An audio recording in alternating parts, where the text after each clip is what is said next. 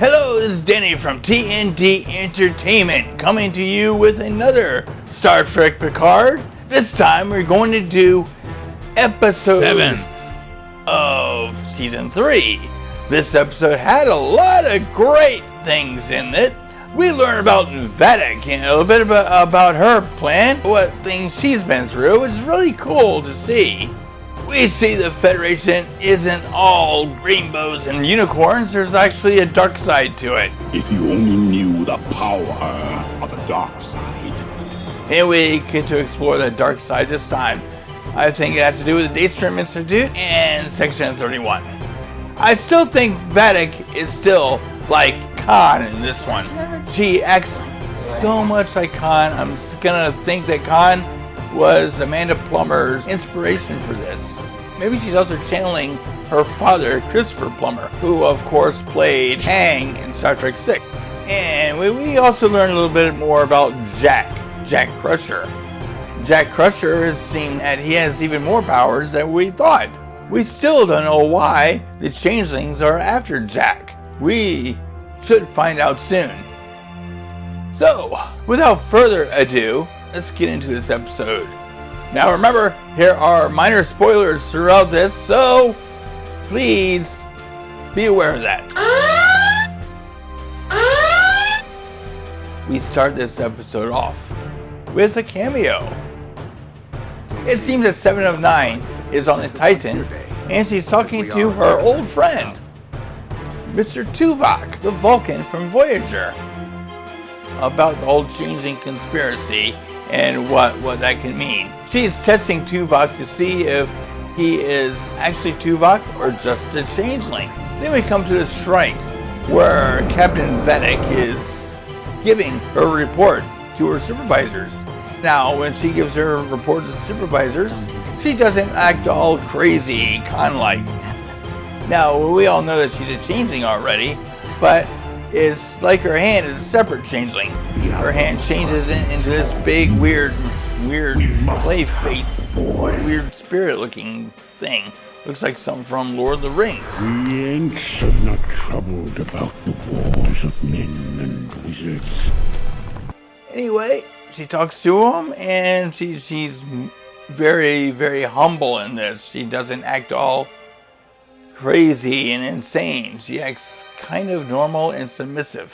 The associates of Jean-Luc Picard were unexpectedly firm in their loyalty in him.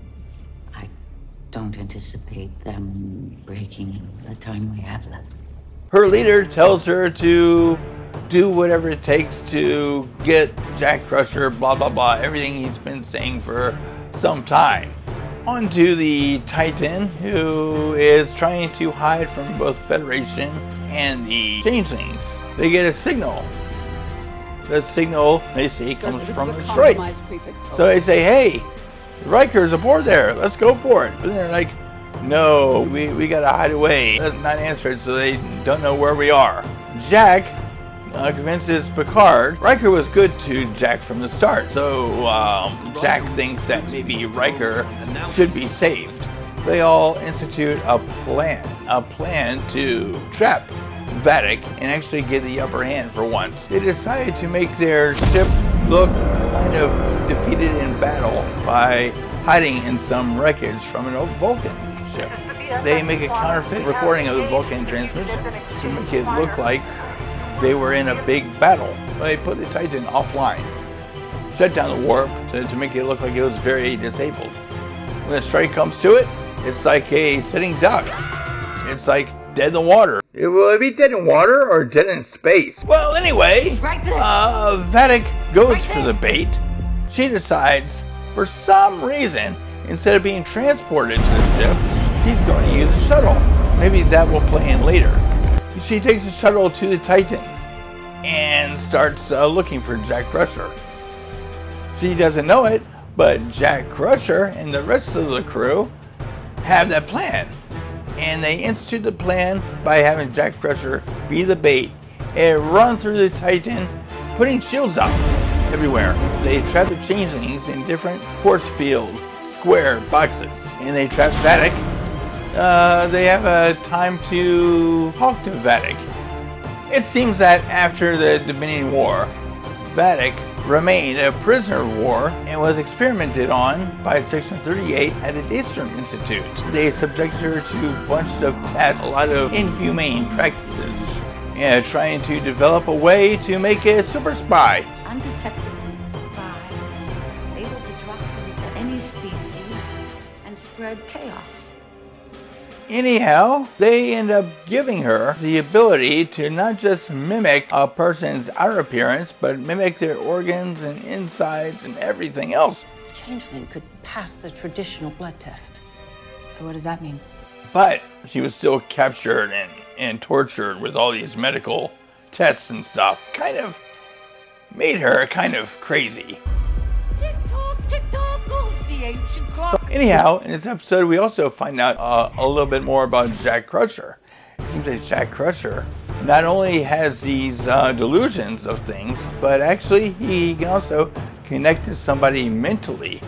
He has some psychic powers, which he uses with Sydney LaForge a couple times in this episode to communicate and get her out of danger. Jack, what should I do? Jack! Turn around. Go. And also to flirt with her too, it looks like. He is charming. Please be subtle first. Touch my hand.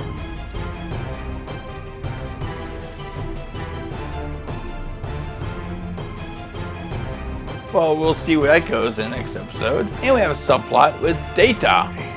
Data, well, what we think is Data, the Data lore before Dr. Zoom all coming together into a positronic being is looked after by LaForge. LaForge is trying to get Data back. When he studies this being, well, he finds that before and Dr. Zoom, their parts are just memories and storage. But lore and Data, the two personalities are partitioned right down the middle of the programming. Dr. Zoom believes that Data and Laura can come together into one being. LaForge believes that if they do lift that partition to let the two personalities merge together, maybe Data will be lost forever, leaving us with Laura. The two minds are competing for superiority inside this android. Laura gets the upper hand in this one. Appealing to my brother's memories of friendship. Very powerful. You want me no more than you want me to children. Nothing more than these changelings want. Survival. Human nature. And he gets a hold of the ship and starts locking things down, kind of releasing the force fields holding the changeling and Captain Vadic captive. Well, Vadic gets out and slithers away into the vents of the ship.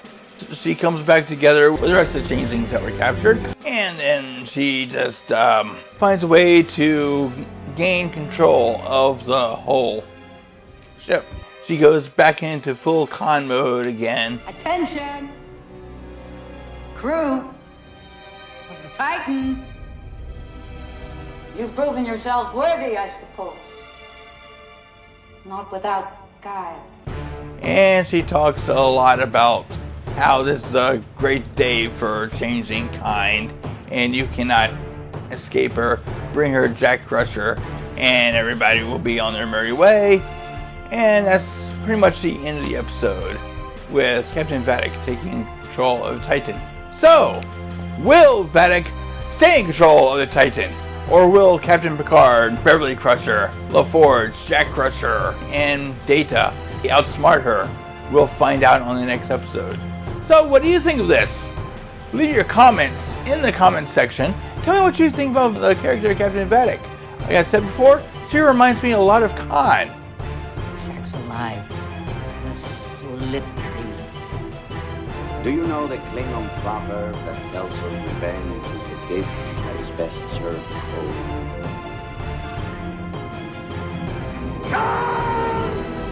I said Khan so many times in this episode. What's up with Jack Crusher? Why did the changelings want to steal Picard's body?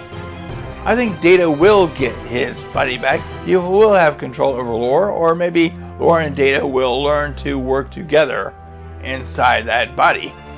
And Lore will only come out when Lore is needed, and Data will only come out when Data is needed.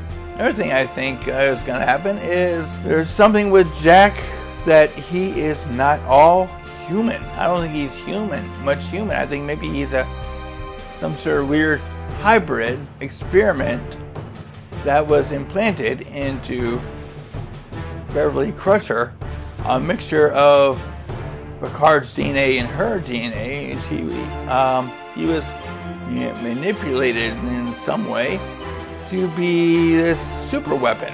Another thing I think is going to happen is Section 31 secrets are going to be exposed with all the inhumane things they did to the changelings, and why the changelings, this particular section of the changelings, is so animate to destroying the Federation. Maybe they're going to retcon the whole Picard has a positronic body now, and he can get his soul back into his normal body, and this whole Picard series that we had with Picard and positronic body will be erased. We'll find out later on Star Trek Picard. If you like this, please give it a big thumbs up to tell us you like it. Subscribe to the channel. Remember, leave a comment. I will always like to engage with you guys about all this cool stuff in this season of Picard. It's definitely one of the best seasons they had. Okay, until next time, this is Danny saying, May the Force Live long and prosper. with you. Till all are one!